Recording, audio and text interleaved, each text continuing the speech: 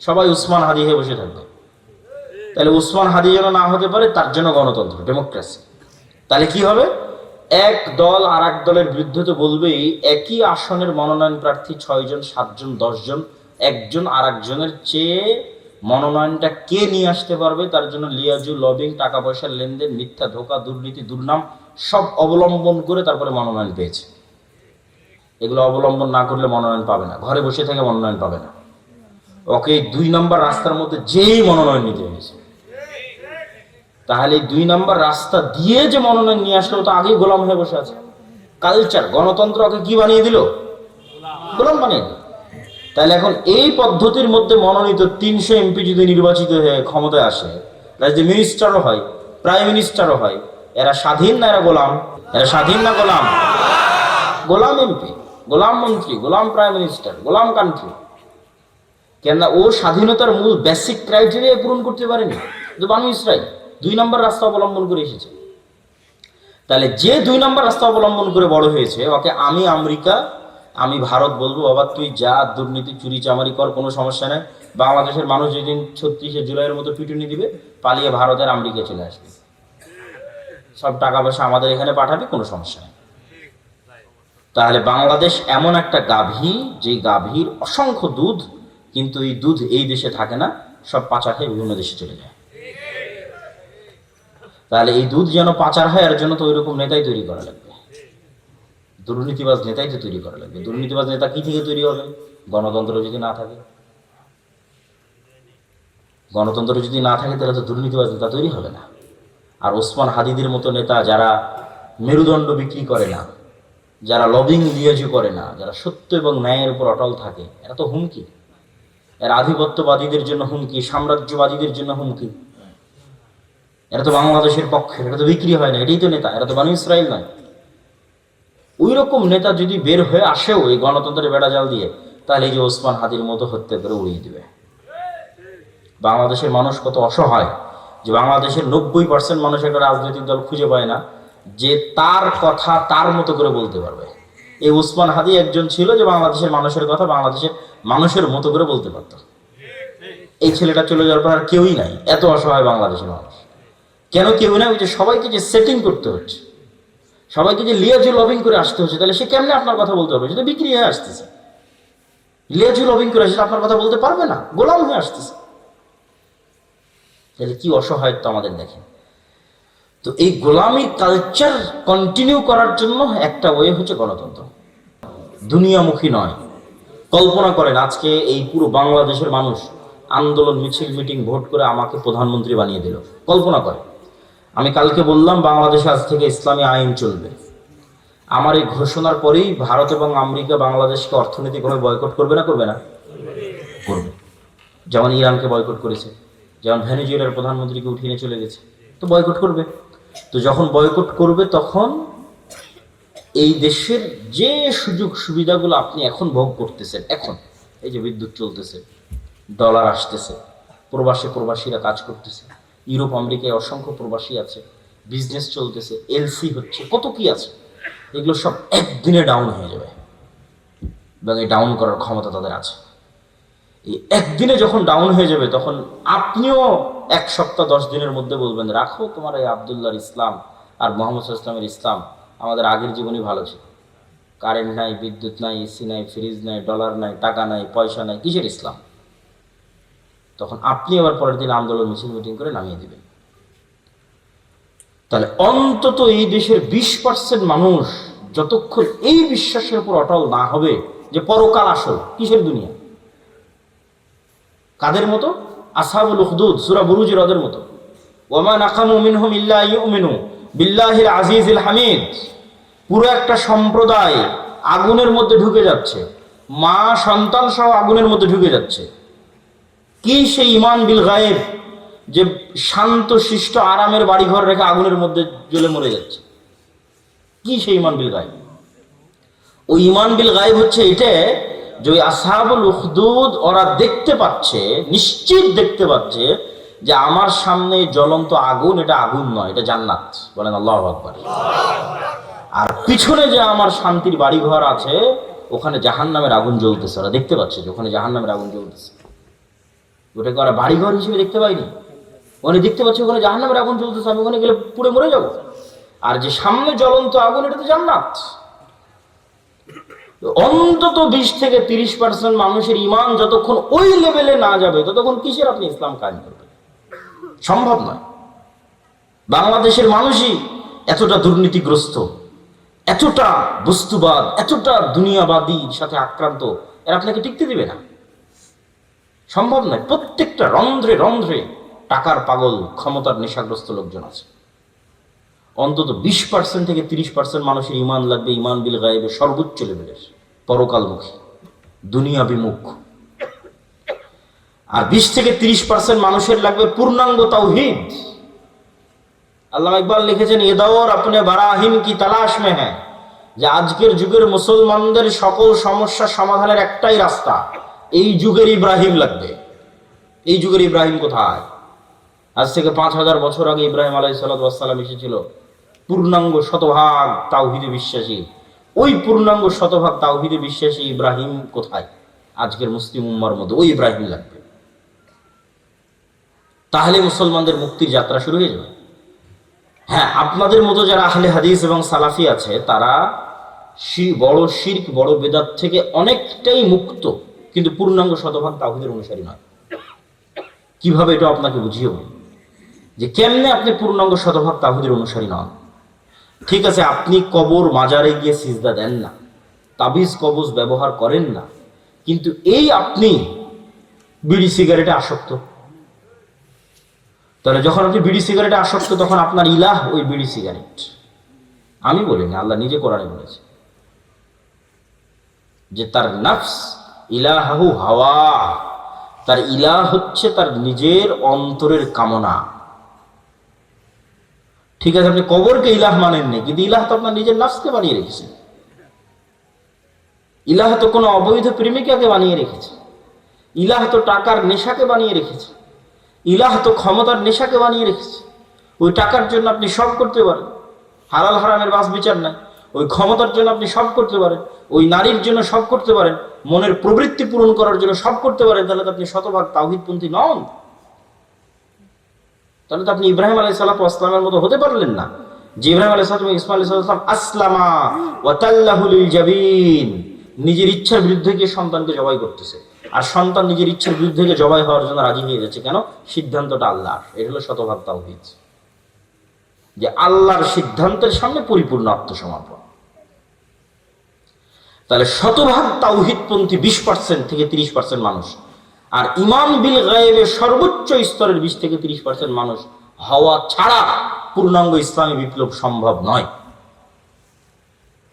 এই দাওয়াত আজকে আমি দিচ্ছি না, এই দাওয়াত শাহ ইসমাইল শহীদ দিয়ে গেছে আজ থেকে 100-150 বছর আগে।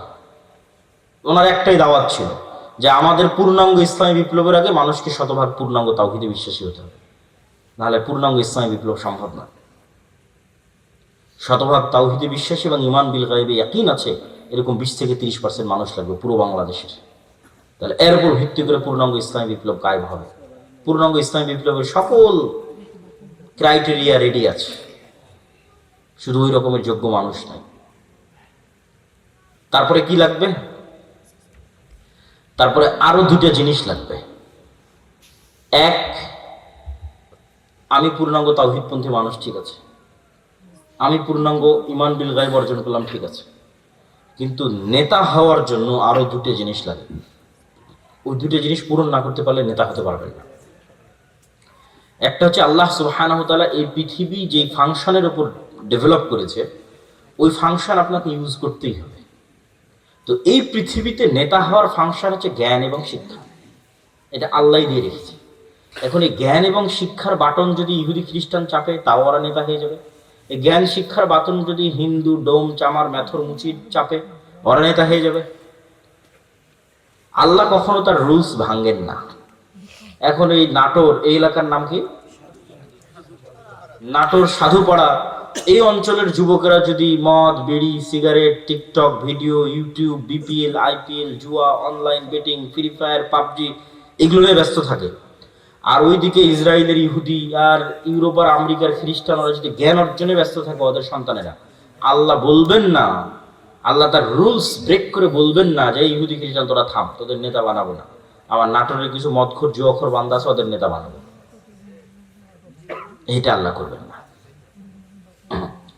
নেতা হতে হলে গোলামীর জিঞ্জির আপনাকে নিজে হাতেই ভাঙতে হবে, সেটা জ্ঞান এবং শিক্ষা। জ্ঞান এবং শিক্ষায় সর্বোচ্চ স্তর অর্জন করার চেষ্টা ছাড়া নেতা হওয়ার আর কোনো রাস্তা পৃথিবীতে নাই। নেতা হওয়ার এই রাস্তা আল্লাহ নির্ধারণ করেছে। তলুতকে আল্লাহ বলছেন বাস্তাতান ফিল ইলমি ওয়াল জিসম, যে আমি তলুতকে বানু ইসরাইলের নেতা বানিয়েছি, জ্ঞানে বড় তাই, জ্ঞানে বেশি তাই। আদমকে ফেরেশতা এবং জিনের উপর শ্রেষ্ঠত্ব দিয়েছি, জ্ঞানে বেশি তাই। আল্লাহ সুবহানাহু ওয়া তাআলা নিজের রুবুবিয়্যত এবং উলুহিয়তের চ্যালেঞ্জ দিয়েছেন তার জ্ঞান দিয়ে। সবার চেয়ে অসীম জ্ঞানের অধিকারী তিনি। তাহলে শক্তিশালী হওয়ার, নেতা হওয়ার রাস্তা জ্ঞান। যে গ্রহণ করবে সেই নেতা হবে, আল্লাহ বাধা দিবেন না। আর মুসলমান যদি গ্রহণ না করে কি করার বলেন? কিছুই করার নেই। তাহলে 3 নম্বর রাস্তা হচ্ছে জ্ঞান অর্জন করতে হবে। 4 নম্বর রাস্তা সত্যবাদিতা এবং ন্যায়পরায়ণতায় অটল থাকতে হবে, পাহাড়ের মতো। যেটাতে আলোচনা শুরু করেছি যে 2 নম্বরই ধোঁকাবাজি, এগুলো যে গণতন্ত্র এবং সুদ থেকে আসে, ওটার বিপরীতটাই হচ্ছে সত্যবাদিতা ন্যায়পরায়ণতায় অটল থাকা, ওসমান হাদিদের মতো। কিন্তু মুসলমানদেরকে আমরা ইসলামটা বুঝাতেই পারলাম না। বাংলাদেশের OC, DC, SP, AC land, sub registrar, সচিবালয়ে কত সচিব বসে আছে। আমরা তো বাহির থেকে তো এসে আর আমাদেরকে গোলাম করতেছে না, আমাদের লোকজনই তো গোলাম, বাংলাদেশের নাগরিকেরাই তো গোলাম, বাহির থেকে এসে গোলাম করতেছে না তো। এই সমস্ত পদে যারা বসে আছে এরা টাকার কাছে বিক্রি হয়ে যায়, অথচ এরা সালাত আদায় করে, এরা হজ করে, এরা উমরা করে, এরা মসজিদ মাদ্রাসায় যে কমিটি, বিশেষ অতিথি, প্রধান অতিথি, এরা সবাই আছে, কিন্তু নিজ চেয়ারে যখন বসতেছে তখন 2 নম্বরই করতেছে। তাহলে এরা কি মনে করেছে? এরা মনে করেছে ঠিক আছে, আমি সচিবালয়ে বসে এসিল্যান্ড, সাব রেজিস্ট্রার যা আছে সব হয়ে যত পারি 2 নম্বরই সুদ ঘুষ দিয়ে টাকা ইনকাম করব, আর নামাজ পড়ে হজ করে আর দান করে ওটাকে মাফ করে নেব। নাউযুবিল্লাহ মিন যালিক। তাহলে আমরা হুজুররা এটা বুঝাতে পারিনি, আলেম ওলামা বুঝাতে পারিনি যে ইসলাম কি। এটা তো মুনাফিকই, শুধু মুনাফিক, তার অন্তরে তো ঈমানই ঢোকেনি। তার সালাত কি, তার সিয়াম কি, তার হজ কি, শুধু মুনাফিক। রাসূলুল্লাহ সাল্লাল্লাহু আলাইহি ওয়াসাল্লামের স্পষ্ট হাদিস, ইযা তুমিনা খানা, তাকে যে আমানতের দায়িত্ব দেওয়া হয়েছে ওটার খিয়ানত করে যে মুনাফিক, ওর অন্তরে ঈমান ঢোকেনি। লা ঈমান লিমান লা আমানাতা লাহু। তাহলে মুনাফিকের হারাম টাকার, দুর্নীতির টাকার কিসের ইবাদত?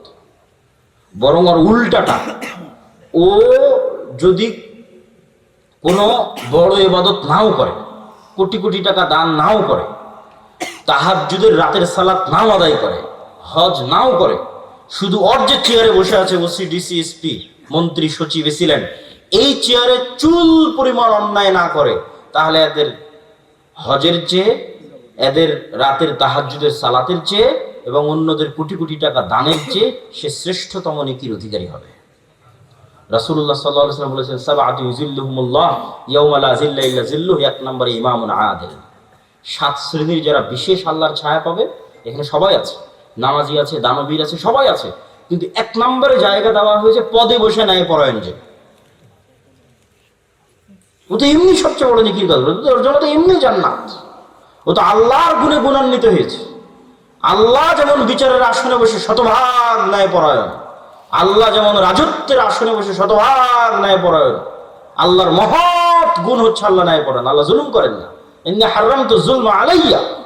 মানুষ হয়ে যে আল্লাহর গুণে গুণান্বিত হতে পারে, আল্লাহু আকবার, এটা কত বড় ইবাদত যে মানুষ হয়ে ওসি, তারপরে ডিসি, এসিল্যান্ড, সাব রেজিস্ট্রার, সচিব, এই চেয়ারে বসে সে দুর্নীতি করবে না, ন্যায় করবে, এটা অনেক বড় ইবাদত। আর এই চেয়ারে বসে দুর্নীতি করে সেই টাকা দিয়ে হজ করবে, সেই টাকা দিয়ে মসজিদ মাদ্রাসায় দান করবে, এটা মুনাফিক। আমরা মানুষকে দিন বুঝাতে পারি না। রাজনীতিবিদদের হাতে ক্ষমতা নেই, ক্ষমতা এদের হাতে। রাজনীতিবিদরা তো 5 বছরের জন্য আসে যায়, ভোট করে, কিন্তু এদের চাকরিতে রিটায়ার্ড না হওয়া পর্যন্ত থাকে। এরা যদি বলে যে আজ থেকে আমরা বিক্রি হব না কোনো দলের কাছে, দেশ একদিনে ঠিক হয়ে যাবে, একদিনে। তো এরা কাদের ঘরের সন্তান? আমাদের ঘরের সন্তান, আমাদের ছেলে মেয়ে। পুলিশে কারা, আর্মিতে কারা, সচিবালয়ে কারা, বিসিএস পরীক্ষা কারা দেয়? আমার আপনার ছেলে মেয়ে। এদের আমাদের ঠিক করতে হবে, দাওয়াত দিয়ে নতুন প্রজন্মকে সত্যবাদিতা এবং ন্যায়পরায়ণতা অটল হতে হবে। এটাই তো গোলামি থেকে মুক্তির রাস্তা। ওই দিন থেকেই তো দেশ স্বাধীন। সম্মানিত উপস্থিতি, তাহলে দুটো পয়েন্ট বললাম নেতা হওয়ার, এক শিক্ষা এবং জ্ঞান, আর এক সত্যবাদিতা এবং ন্যায় পরায়ণ। থাকলেই মানুষ নেতা হয়ে যাবে, অটোমেটিক নেতা হয়ে যাবে, কিচ্ছু করা লাগবে না, আল্লাহ নেতা বানিয়ে দিবে তাকে। আর এবার 4 নাম্বার পয়েন্ট, যেটাতে বক্তব্যের শেষের দিকে যাব, সেটা হচ্ছে এই গুণে গুণান্বিত মানুষেরা যখন আসবে, যারা তাওহীদে বিশ্বাসী, ঈমান বিল গায়বে ইয়াকিন রাখে, সর্বোচ্চ, আবার তাকে কেনা যায় না, এই মানুষগুলো পৃথিবীর জন্য হুমকি। এদের উপর জুলুম নেমে আসবে, এদের উপর বাধা নেমে আসবে, এদের উপর অত্যাচার নেমে আসবে। এই জন্য এদের বাঁচার রাস্তা হচ্ছে আল্লাহর সাহায্য। এদের বাঁচার রাস্তা কি? দুনিয়ার শক্তি দিয়ে বাঁচার কোন রাস্তা নেই। মুসলমানদের অতীতে, আজ, ভবিষ্যতে দুনিয়ার শক্তি দিয়ে বাঁচার কোনো রাস্তা নাই। মুসলমানদের বাঁচার রাস্তা আল্লাহর সাহায্য। আল্লাহর সাহায্য পাওয়ার দুটো বড় রাস্তা, দুটো বড় সিক্রেট রেসিপি আজকে দিয়ে বক্তব্য শেষ করব। যে মুসলমানদের জন্য আল্লাহর সাহায্য নিশ্চিত করার দুটো বড় রাস্তা, এক সালাত আর এক জিকির। সালাতের মধ্যে সবচেয়ে বড় পাওয়ারফুল হচ্ছে রাতের সালাত। সালাত হচ্ছে এমন এক টেকনোলজি, আমি উদাহরণ দিই ইবনুল কাইয়িম রাহিমাহুল্লাহকে সামনে রেখে, নাহলে দিতাম না। আমরা যেমন এখানে বসে থেকে হাজার হাজার কিলোমিটার দূরে থাকা আমেরিকার কোনো টিচারের কাছে অনলাইনে ক্লাস করতেছি, অথবা এখান থেকে 100 কিলোমিটার দূরে থাকা ঢাকার কোনো টিচারের কাছে অনলাইনে ক্লাস করতেছি, তো পাসওয়ার্ড লগ ইন দিয়ে যখন ক্লাসে জয়েন করি, তখন দুইজনে লাইভ সেশন, টিচারও যুক্ত হয়েছে, স্টুডেন্টও যুক্ত হয়েছে লাইভ সেশনে, কানেক্টেড। তো আজকের ইন্টারনেট, আজকের মোবাইল দিয়ে মানুষ হাজার কিলোমিটার দূরে থাকা টিচারের সাথে, মানুষের সাথে লাইভ কানেক্টেড হচ্ছে, লাইভ কথোপকথন করতেছে। তো সালাত এটার চেয়ে তো হাজারো লক্ষ কোটি গুণ উন্নত লেভেলের প্রযুক্তি, যা দুনিয়াতে থাকা মানুষকে 7 আসমানের উপরে থাকা রব্বুল আলামিনের সাথে লাইভ কানেক্টেড করে দেয় সরাসরি। মানুষ যখন সালাতে দাঁড়ায় এবং চোখ যখন সিজদার দিকে, অন্তর যখন আল্লাহর দিকে নিবদ্ধ, তখন রব্বুল আলামিনও তার মুখোমুখি হয়ে যান। দুনিয়াতে থেকে 7 আসমানের সাথে সরাসরি লাইভ কথোপকথনের প্রযুক্তি হচ্ছে সালাত। এই জন্য নবীরা সবসময় সালাতের আশ্রয় নিয়েছে।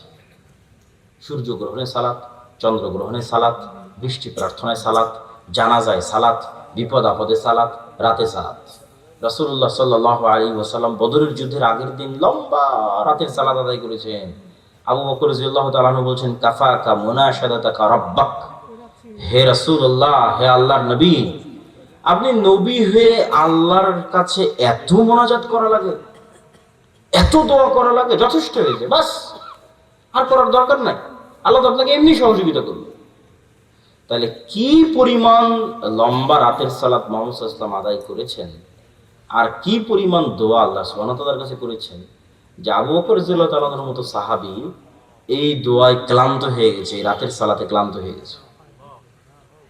তাহলে এখন বুঝেন, মুহাম্মদ সাল্লাল্লাহু আলাইহি ওয়াসাল্লাম আমার, আপনার এবং আবু বকর রাদিয়াল্লাহু তাআলার চেয়ে বেশি জানতেন যে কাল বদরের যুদ্ধে দুনিয়ার শক্তি দিয়ে আমার বিজয় সম্ভব নয়।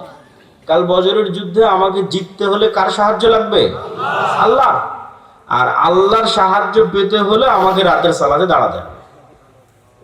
তাহলে পৃথিবীর সর্বশ্রেষ্ঠ রাসূল, সর্বশ্রেষ্ঠ মানুষ আল্লাহর সাহায্য নেবেন, এই জন্য রাতে ঘন্টার পর ঘন্টা রব্বুল আলামিনের সামনে দাঁড়িয়ে আছেন। আর আমি এবং আপনি রাতের সালাত তো বহু দূরের কথা, 5 ওয়াক্ত সালাত আদায় না করেই শুধু ভোট দিয়ে ইসলাম বিজয় হয়ে যাবে, আর মিছিল করে আর তাকবীর দিয়ে ইসলাম বিজয় হয়ে যাবে, এটা সম্ভব নয়।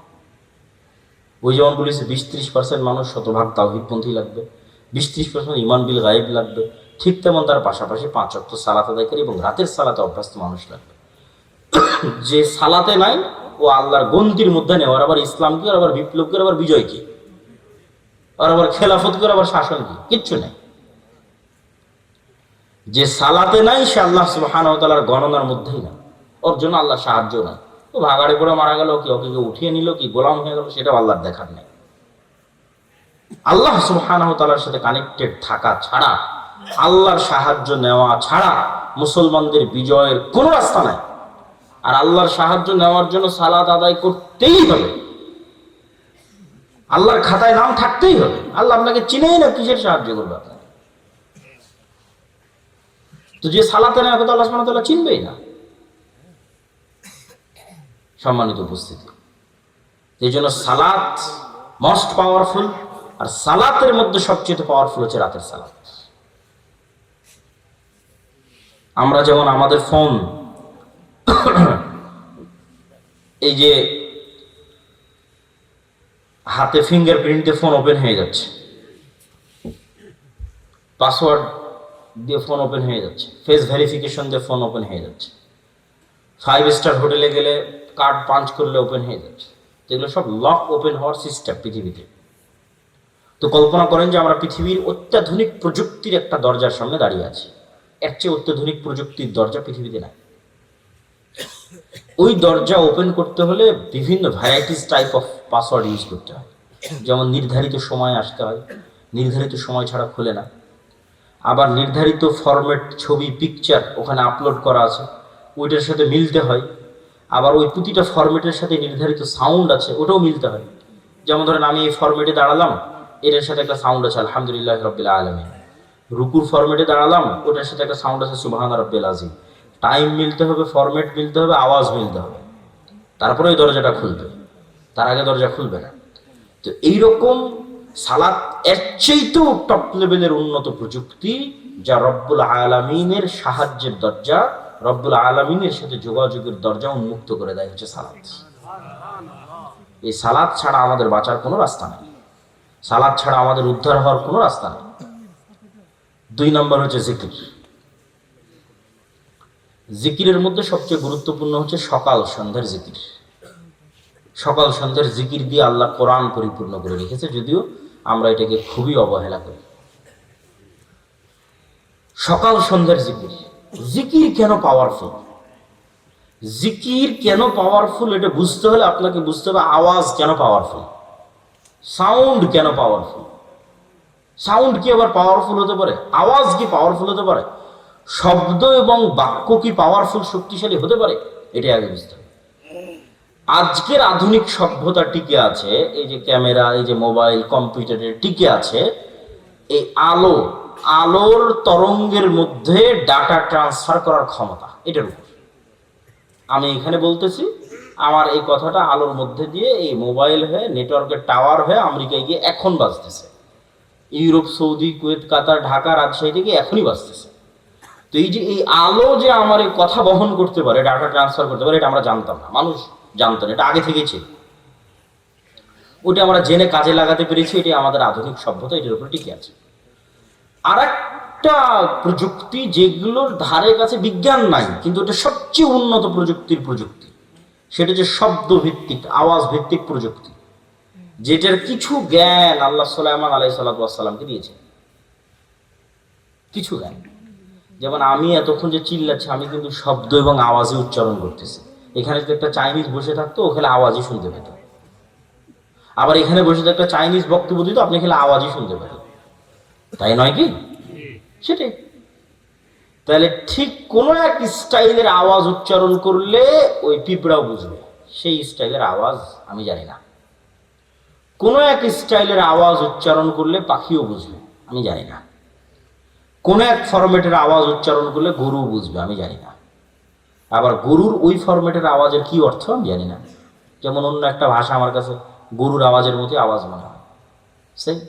কিন্তু এই জ্ঞানটা আল্লাহ কাকে দিয়েছিলেন? সুলাইমান আলাইহিস সালামকে দিয়েছিলেন। এটাই সাউন্ড টেকনোলজি। সুলাইমান আলাইহিস সালাম তার দরবারে বলতেছে, রানী বিলকিসের সিংহাসন নিয়ে আসতে হবে। ক্বালা ইফরিতুম মিনাল জিন, ইফরিত নামক জিন দাঁড়িয়ে বলল, আমি এই সিংহাসন নিয়ে আসবো, আপনি যে বসে আছেন এই বসে থেকে দাঁড়ানোর পূর্বে সিংহাসন নিয়ে আসবো। এই কথা সুলাইমান আলাইহিস সালামের পছন্দ হয়নি। সুলাইমান আলাইহিস সালাম আরো দ্রুত চান।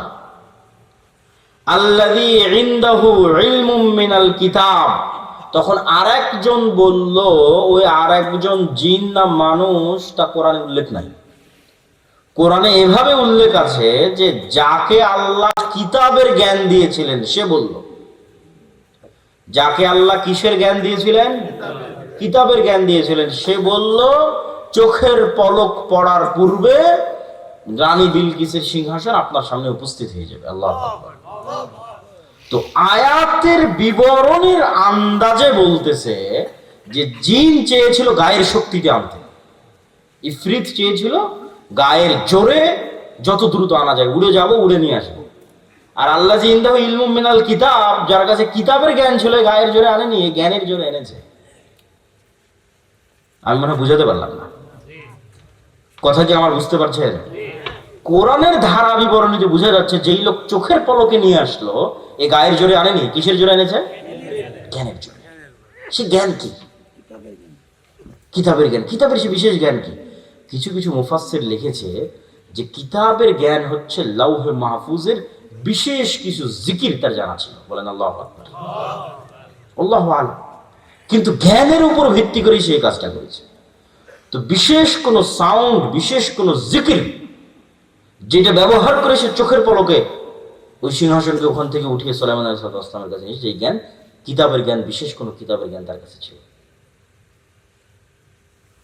তো sound most powerful all over the world, সবচেয়ে পাওয়ারফুল। আল্লাহ সুবহানাহু ওয়া তাআলা পৃথিবী ধ্বংস করার যে সিস্টেম তৈরি করেছেন, সেই সিস্টেম আওয়াজ ভিত্তিক। ইসরাফিল বাঁশিতে ফু দিবে, আওয়াজ তৈরি হবে, সে আওয়াজে আসমান জমিন নক্ষত্র গ্রহরাজি সূর্য চন্দ্র সব ভেঙে চৌচির হয়ে যাবে। আল্লাহ সুবহানাহু ওয়া তাআলা মানুষকে পুনরুজ্জীবিত করার যে সিস্টেম তৈরি করেছেন, ওটা আওয়াজ ভিত্তিক। ফেরেশতা, জিন, মানুষ সব যখন মারা যাবে, কতদিন এভাবে মৃত অবস্থায় থাকবে আল্লাহ ভালো জানে। কুল্লু মান আলাইহা ফান ওয়া ইয়াবকা ওয়াজহু রাব্বিকা যুল জালালি ওয়াল ইকরাম।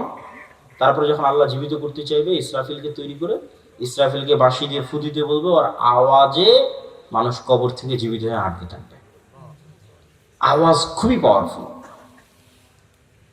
কিন্তু ওই আওয়াজের জ্ঞান থাকতে হবে যে কোন আওয়াজ পাওয়ারফুল, কোন শব্দ পাওয়ারফুল। তো আল্লাহ সুবহানাহু ওয়া তাআলা উম্মতে মুহাম্মাদীকে সবচেয়ে বড় পাওয়ারফুল জিনিস দিয়ে দিয়েছে, যেটা মূসা আলাইহিস সালামের লাঠির চেয়ে পাওয়ারফুল, যেটা মূসা আলাইহিস সালামের পাথরের চেয়ে পাওয়ারফুল, যেটা বানু ইসরাঈলের তাবুত কোরআনে আছে দেখবেন।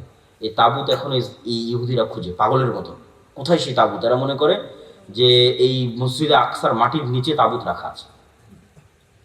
ওই তাবুত একটা বাক্স, যে বাক্সে মূসা আলাইহিস সালামের লাঠি ছিল, যে বাক্সে মূসা আলাইহিস সালামের ওই পাথর ছিল, যে পাথর থেকে 12টা ঝর্ণা তৈরি হয়েছিল, ঠিক আছে, মূসা আলাইহিস সালামের কাপড় চোপড় ছিল, এরকম আরো কিছু মুজিজা সম্বলিত জিনিস বিভিন্ন নবী রাসূলের এই তাবুত নামক বাক্সের মধ্যে ছিল। যে যুদ্ধে ওরা এই তাবুত বাক্স নিয়ে যেত, ওই যুদ্ধে ওদের বিজয় হয়ে যেত। ওই বাক্সরা হারিয়ে ফেলেছে, ওই বাক্সরা এখনো খুঁজতেছে।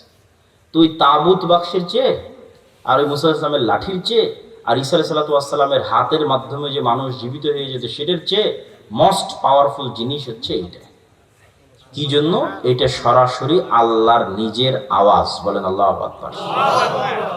কোরআন সরাসরি আল্লাহ সুবহানাহু ওয়া তাআলার নিজের সাউন্ড, আল্লাহর শব্দ, আল্লাহর বাক্য, যা জিবরাইল হয়ে মুহাম্মদ সাল্লাল্লাহু আলাইহি ওয়াসাল্লাম আমাদের পর্যন্ত পৌঁছেছে। আল্লাহু আকবার।